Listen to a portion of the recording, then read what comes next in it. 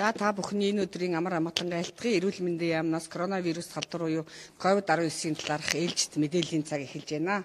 За коронавирус халдвар COVID-19 дэлхийн 213 орон нутаг дэвсгэрт бүртгэгдэж 2.8 сая хүн өвчилж 187 мянган хүн нас орж 790 гаруй хүн эдгэрч эмнэлгээс гарсан байна. За ингээд 1.8 сая хүн энэ өвчний улмаас эмнэлэгт хэвтэн эмчлэгдэж байна.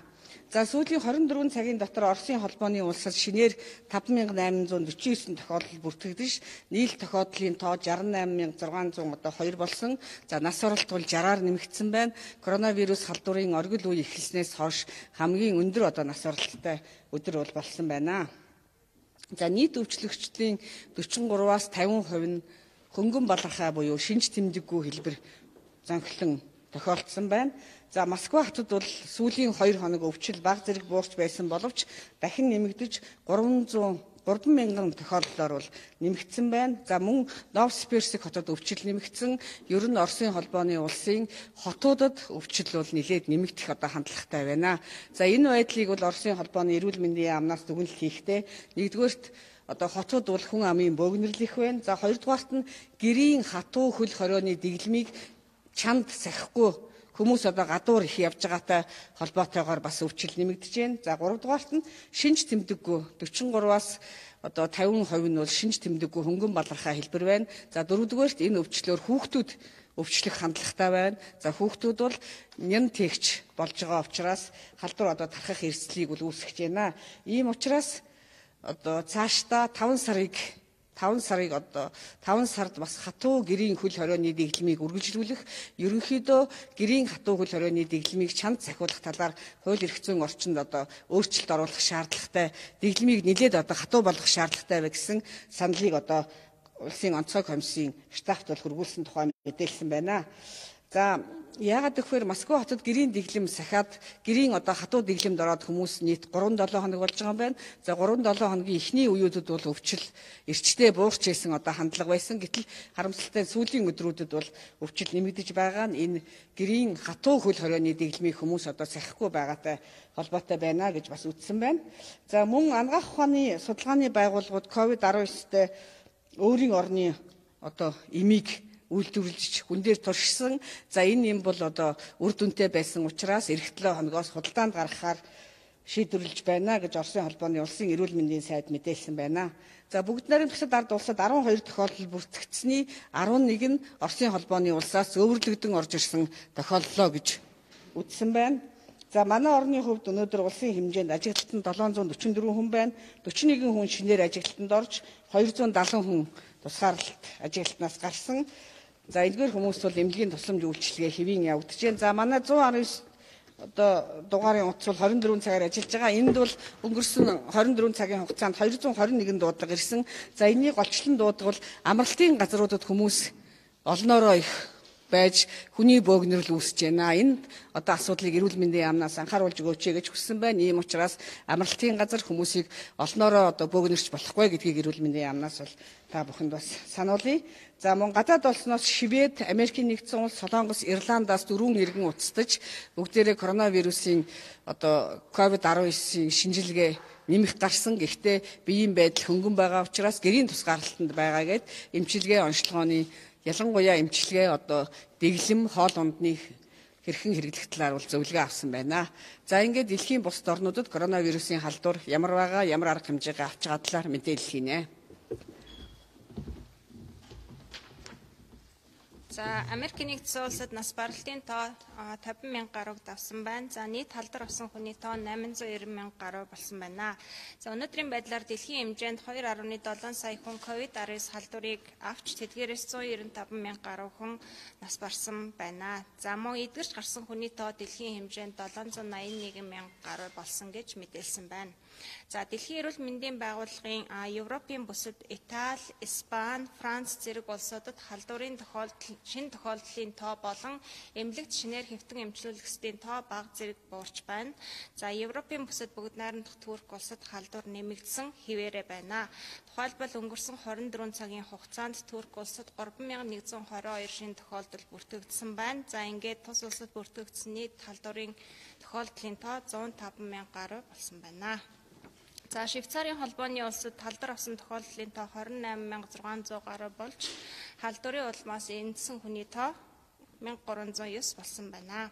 За Номхон далайн баруун бүсэд Япон улсад өчигдөр буюу Баасан гарагт халдварын шинэ тохиолдол 327 бүртгэгдсэн байна. За энэ нь өмнөх өдрүүдээс бага зэрэг буурсан бууралттай байна. За нас баралтын хувьд бол өндөр наснуудын хувьд нас барах эрсдэл илүү өндөр байна. За насны бүлгээр нь харах юм бол 50-аас дээш насныханд нас баралтын түвшин 0.4%, 60-аас дээш насныханд 1.7, 70-аас дээш насныханд 5.6, 80-аас дээш насныханд нас баралтын түвшин 11.8% байна. За мөн Япон улсад одоо бүртгэгдсэн нийт халдварын 10 орчим хувь нь эмнэлгээс шалтгаалсан буюу эмнэлгээс дамжсан халдвар байж болзошгүй талаар их сурвалжууд мэдээлсэн байна. За энд бол зөвхөн эмнэлгийн ажилчид, эмч совилогчид төдийгүй эмнэлгийн байгууллагуудаар үйлчлүүлсэн өвчтнүүд түүний ар гэр одоос эмнэлгээс халдвар авсан байж болзошгүй байна. За халдварын тархалт хомигдохгүй байгаагаас үүдэн Токио хотын захирагч энэ Бямгаргаас эхлэн 5 дугаар сарын 6-ныг дуустал нийт 12 хоногийн хугацаанд оршин суугчдыг гэрээсээ гарахгүй байхыг уриалсан байна. За энэ хугацаанд тас улсын үндэсний тэмдэглэл баярууд болох учраас хүмүүсийн бөөгнөрл үүсэх, зорчих хөдөлгөөн нэмэгдэхээс сэргийлж энэ уриалгыг гаргасан байна. За тэгээ Токио хотын захирагчийн уриалснаар хүмүүс хоорондын контактыг 80% бууруулж энэ хугацаанд гэртээ байж чадах юм бол халдварыг хязгаарлах, хомох боломж үүсэж байна гэж мэдэгдсэн байна. За мөн Япон улсад халдвар авч эдгэрсэн хүмүүсүүдийн цусны сэвинг цуглуулж хүмүүст туршилт, эмчилгээний туршилт хийх анагаах ухааны ёс зүйн холбогдох зөвшөөрлүүдийг авсан байна. За үүнтэй төстөө энэ эдгэрсэн хүмүүсүүдийн цусны сэвинг авчид эмнэлэг зүйн туршилт хийх ажил Азийн бусад улс орнуудад бас хийгдэж эхлэх гэж байгааг өмнө нь мэдээлж ирсэн билээ. За Сингапур улсад Баасан гарагт шинэ тохиолдлын тоо 987 шинээр нэмэгдсэн байна. За шинэ тохиолдлын 13 Сингапур улсын иргэн болон байнгын оршин суугчид үлдсэн нь гадаадын цагаач ажилчдын дотор байрны кластер халдварын тохиолдлууд байсан байна. За нийтдээ тус улсын халдварын тохиолдлын тоо 12,075 болсон байна. Эндэгдлийн тоо Сингапур улсад 12 байна. За бүгд найрамдах Солонгос улсад өчигдөр шинэ тохиолдол 10 бүртгэгдсэний 4 нь гадаад улсаас зөөрлөгдөн ирсэн, 6 нь дотоодын халдвар байна. За тэдгээрээс 3 нь Тэгу хотод, 2 нь Кёнгийн аймагт, 1 нь нийслэл Сөүл хотод бүртгэгдсэн байна. За шинэ нас баралт бүгд найрамдах Солонгос улсад бүртгэгдээгүй байна. Одоогийн байдлаар тус улсын нийт нас баралтын тоо 240 хэвээрээ байна. Баярлалаа.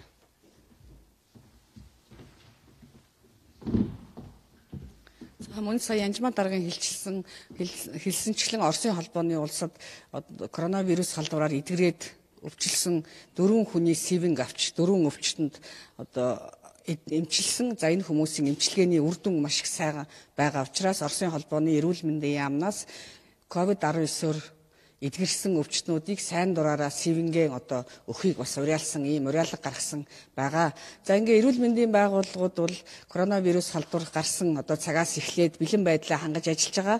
Тэгэхээр өнөөдөр улсын 3 дугаар төв эмнэлгийн дарга төмөр очир та бүхэнд улсын 3 дугаар төв эмнэлгийн коронавирус халдварын бэлэн байдлыг хангах талаар хэрхэн арга хэмжээ авч байгаа талаар мэдээлэл хийнэ. За ингээ төмөр очир даргаыг урья. За та бүгд өглөөний мэнд хүргэе. За коронавирусын цар тахлын үед улсын 3 дугаар төвийн эмнэлэг эрүүл мэндийн сайдын тушаал албан даалгавар улсын онцгой комиссээс өгж байгаа үүрэг чиглэлийн дагуу тохиолдлын удирдлагын тогтолцоонд бүрэн шилжиж өндөржүүлсэн бэлэн байдал тасралтгүй ажиллаж байна. За энэ цар тахлаас урьдчилан сэргийлэх бэлэн байдлыг хангах чиглэлд Халдварын одоо хариу арга хэмжээний чиглэлээр олон одоо мэргэжлийн байгууллагатай хамтран ажиллаж байгаа. Үүнд бол зоонозын өвчин судлалын үндэсний төв, халдварт өвчин судлалын үндэсний төв, за сэтгцэн эрүүл мэндийн үндэсний төв, мөн нийслэлийн мэргэжлийн хяналтын газар, нийслэлийн онцгой байдлын газруудтай хамтран 5 чиглэлээр нийтдээ 44 удаагийн сургалтыг зохион байгуулж, давхарцсан тоогоор 2400 орчим одоо эмч мэргэжилтнүүдийг бол хамруулж дадлагжуулсан байж байгаа. Хувийн хамгаалах хувцас хэрэгсэл өмсч тайлах бэлтгэл дадлах сургалт бол энэ одоо халдварын үед бол маш чухал одоо арга хэмжээ байж байгаа. За энд бэлтгэн сургах үйл ажиллагааг олон удаагийн давтамжтайгаар нийтээ 2500 одоо эмч ажилтнуудад өнөөдрийг хүртэл одоо дадлах сургалтыг бол бэлтгэл хангаж хийж байгаа. За бэлэн байдлын одоо нэгдсэн одоо дадлах сургалтыг эмнэлгийн хэмжээнд бол нийтдээ 5 удаа зохион байгуулж бүх эмч ажилтнуудаа бол хамруулад байна. За эмнэлгийн орох гарах одоо гарцууд буюу 3 хэсэгдэр хяналтын постуудыг бол тогтмол ажилуулж, за ажлын бус цаг болоод амралтын өдрүүдэд нийт эмч мэргэжилтнүүд, за эмнэлгийн удирдлагаас за мөн одоо захиргааны ажилтнууд бүх одоо төвшний одоо эмч мэргэжилтийн ажилтнуудын оролцоог хангаж уртсгсан цагаар одоо илүү цагаар хариуцлагатай жижүүрийн үүргийг гүйцэтгүүлж ажиллаж байгаамаа.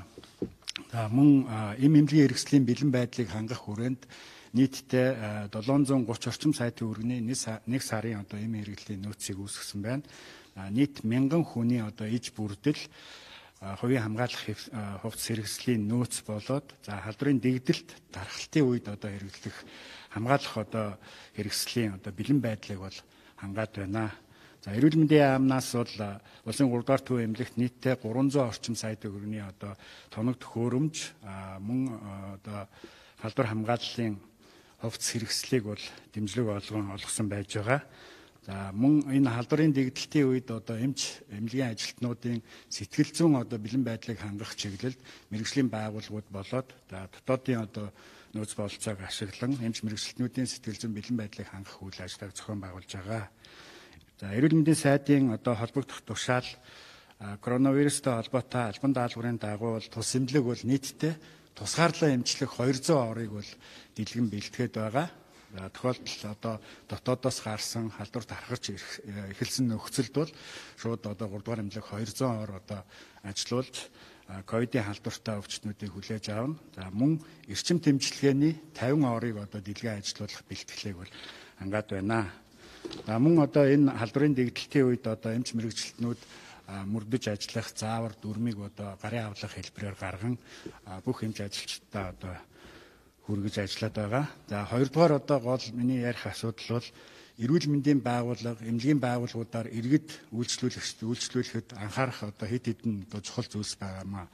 За үүнд бол одоо хамгийн гол тулгамж байгаа асуудал юу вэ гэхээр за энэ цар тахлын энэ үед бол эрүүл мэндийн байгууллагын одоо бүх төвшний одоо ажилтнууд маш одоо өндөр сонор сэрэмжтэй, за онцгой байдлын дэглэмд тохиолдлын удирдлагын тогтолцоонд шилжээд ингээд цаг наргүй ажиллаж байгаа. За энэ үйл ажиллагааг иргэд одоо үйлчлүүлэгчдийн зүгээс бас үл хүндэтгэх, за үйлчлэгээнд хүндрэл учруулах, за зан харилцааны зохисгүй байдал гаргах, за эмнэлгийн одоо үйл ажиллагаа эмч мэргэжилтнүүдийн одоо үйл ажиллагаанд саад дотор учруулах асуудлууд бол бас тодорхой хэмжээгээр гарч байгааг бол онцлог зүйтэй юм аа. За тухайлбал одоо тус эмнэлгийн одоо төвшөнд бол улсын онцгой комисс, эрүүл мэндийн яам, дэлхийн эрүүл мэндийн байгууллагуудаас одоо өгж байгаа заавар зөвлөгөөний дагуу бол одоо бүх үйл ажиллагааг зохион байгуулж иргэдэд бол шаардлага одоо зөвлөгөөг өгч ажиллаж байгаа.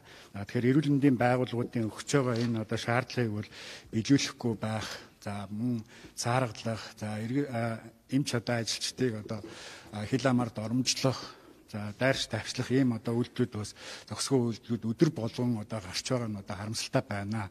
Тэгэхээр эрүүл мэндийн бүх одоо шатны эмч мэргэжилтэн, эрүүл мэндийн ажилтнууд бол ард иргэдийнхаа эрүүл мэндийн төлөө, тэдний амь насны төлөө өргөсөн тангарахтай үнэнчээр ингээд цаг наргүй ажиллаж байгаа гэдгийг бол ойлгож, хүндэтгэж, хүлээцтэй, ухамсартай, соёлтой, хүндэтгэлтэй одоо хандаж энэ цар тахлыг бол хамтдаа даван туулах нь бол хамгийн чухал юм а гэдгийг бол иргэд үйлчлүүлэгчдэд бас ойлгох байхаа гэж одоо итгэж байна. Дараагийн нэг асуудал бол эмнэлгийн байгууллагаар бол маш олноороо явж байна. Нэг одоо үйлчлүүлэгч шинжилгээ өгөхөд бол доотлол нь бол 2 хүн дагж байна. Дээдлэл нь 5-6 хүн дагж байна. За нэг одоо үйлчлүүлэгч хаалгаанд ороход бол 10-аас 20 хүн одоо ар гэрээс нь ирж байгаа. За мөн одоо бага насны хүүхдүүдэд дагуулж ирэх, за маскгүй үйлчлүүлэх, за мөн одоо эргэлтийн цаг тасаг нэгжийн онцлогтой холбоотой өндөржүүлсэн бэлэн байдлын одоо цагийн хуваарьч шилжсэн одоо цаг эргэлтийн цагуудыг одоо зөрчих, баримтлахгүй байх юм одоо хүндэтгэлгүй асуудлууд бол гарч байгаа. За энэ болгон дээр бас одоо эрүүл мэндийн одоо бүх одоо байгууллагуудын ганц 3 дугаар эмнэлэг биш, бүх одоо эмнэлгийн болоод эрүүл мэндийн байгууллагуудын үйл ажиллагааг бас хүндэтгэж бид бүхэнтэй одоо хамтарч энэ хэцүү цаг үед та бүгдийн төлөө ажиллаж байгаа эрүүл мэндийн ажилтнуудын сэтгэл зүйг дэмжиж үйл ажиллагааг дэмжин ажиллана гэдэгт бол найдаж байна. Баярлалаа.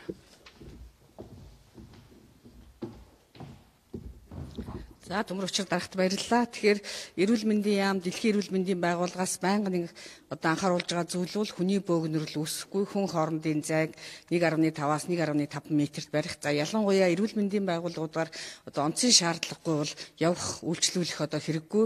Ялангуяа нэг одоо өвчтнийг дагаж их ирэх явдал бол халдвар тараах эрсдэлтэй байна гэд. За энэ жишээг бол одоо бүгд найрамдах Япон улс, за Солонгос улс, за Хятадын одоо Ухаан хот, одоо Африк ТV Мозамбик улсад бол эрүүл мэндийн байгууллагаар одоо хөнгөн хэлбэрээр өвчлсөн энэ хүмүүс цаашдаа бусад хүмүүст бол халдвар тархаж байгаа гэд ийм одоо тэр битгий хэл бас шинэ нэр томьёо доктор шопинг үйлчилгээ гэж ингэж гарч ярьж байгаа. Энэ нь бол эрүүл мэндийн байгууллагаар одоо үйлчлүүлж байгаа хүнийг дагаж явсан хүмүүс өөрснөө халдвар авч байгаа энэ одоо үйлдэлийг ингэж нэрлсэн байгаа. Тийм учраас манай иргэд олон нийт аль болохоор эрүүл мэндийн байгууллагаар онцгийн шаардлагагүй явахгүй байх ёстой гэдгийг 1 сарын 3-наас одоо өвчл эхэлсэн цагаас эхлэж эрүүл мэндийн яамнаас та бүхэнд одоо анхааруулж байгаа гэдгийг бас дахин сануулъя. За ингээд халдвар төвчин судлалын үндэсний төвийн мэдээллийг танилцуулнаа. За сайн байцгаана уу, та бүхэнд энэ өдрийн мэнд хүргэе. За 2020 оны 4 сарын 24-нд Дорноговь аймагт коронавирус талбарын нэг с 'ижигтэй тохиолдол бүртгэгдэн тандал судалгаа хийгдэж байна. За өчигдөр нийтдээ 58 хүнд шинжилгээ хийсэн байна. За бид нар тандал судалгааны зорилгоор 16 сорьц цуглуулж шинжилгээ хийсэн коронавирус илрээгүй. Энд бол улсын 3 дугаар төв эмнэлэг Налайх Баянзүрх дүүргийн эмнэлгүүдээс хамар залгуур сорьц шинжилгээ авч коронавирус илрүүлэх шинжилгээ хийж тандан судаллаа. За мөн Дархан уул аймагт Баян Алтан булаг боомтоор орж ирсэн тээврийн тэрэгний 28 жолоочид шинжилгээ хийсэн коронавирус илрээгүй. За хөсөөдөд тусгаарлагдсан 14 хүний давтан шинжилгээ хийхэд 13-т нь коронавирус илрээгүй, нэг хүнд коронавирус илэрлээ. Энэ Москвад бас сурдаг оюутнаас илэрлээ. За ингээд Монгол улсад нийт батлагдсан тохиолдол 37, үүнээс эдгэрч гарсан 8, одоо хөсөөдөд 29 одоо хүн эмчилгээнд хяналтанд байна. За өнөөдрийн байдлаар хөсөөдөд 156 хүн байна. Таналт судалгаа шинжилгээ үргэлжлэн хийгдэж байна. Одоо бид бас үүргийн онгоц авна. Тэрэндээ бэлтгэл ажил хийж зохион байгуулалтыг бол нарийн хийж байна. За тэгээд сая төмөр очир дарга бас хэллээ. Сэтгэл бэлтгэл их чухлаа. Эзэнбог Чингис хааны үг байдаг. Биеийн хүчээр ганцыг ялна, сэтгэлийн хүчээр мянгыг ялна гэж. Тийм учраас бид бол сэтгэлийн бэлтгэл, сэтгэлийн хүчийг бол маш чанга барьж энэ коронавиг өнгөрөөх юм аа. За баярлалаа.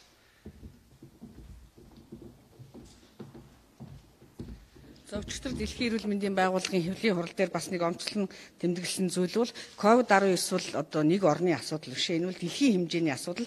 Дэлхийн нийтээрээ хамтарч ээж бид нар одоо энэ амжилтанд хүрнэ. Энэнд бол сая одоо нэмхүү захирал манай төмөр очир дарга хэллээ. Эрүүл мэндийн байгууллагаас гадна бусад байгууллагад хүн бүрийн одоо хүчин зүтгэл оролцож ээж коронавирусээс бол бид нар тэмцэж энэний одоо ард гарч чадна. За ингээд Дэлхийн эрүүл мэндийн байгууллагын хувьд бол COVID-19-ийн эсрэг онцлогоо эмчилгээнд хэрэглэх юм. За хэрэглэх вакцины одоо судалгаа шинжилгээнийг бол эрчимтэй одоо зохион байгуулж эрдэмтэн судлаачдыг дэмжин одоо ажиллана гэдгийг бас илэрхийлсэн байгаа. За ингээд та бүхний сонирхсан асуултанд хариулъя.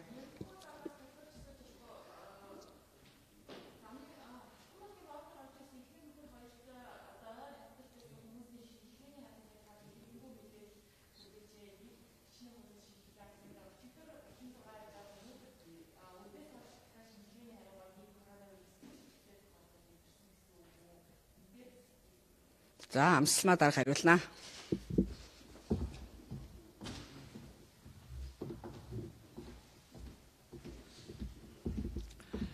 За сайн байцгаана уу.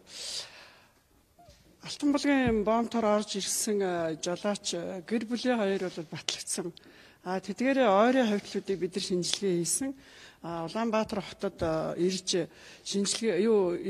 одоо ачаагаа буулгах явцад болгон тэдэрт хяналт тавьсан мэргэжлийн хяналтын байцаагч нар, за дээрээс нь ачаа буулгасан хүмүүс, бас машин тэргийг одоо бас засах, машиныг байрлуулсан хүмүүс гээд нийтдээ бол 24 хүнийг бид нар Улаанбаатар хотод шинжилгээ авч тусгаарласан байгаа.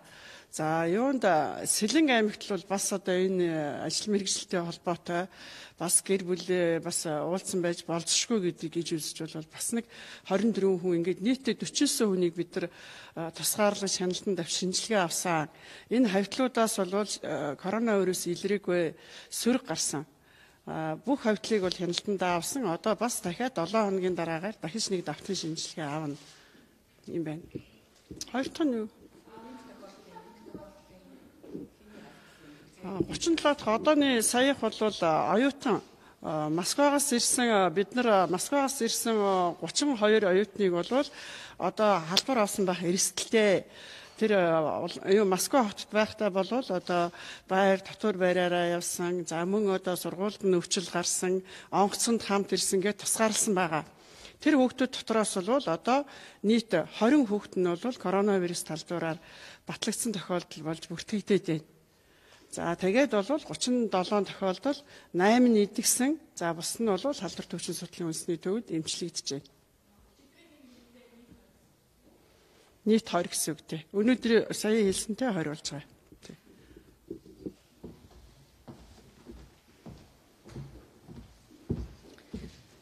За өнөөдрийн ээлжид мэдээллийн цаг дуслаа. Та бүхэндээ маргааш ээлжид мэдээллийнхээ цагаар иргэн уулзъя. Баярлалаа.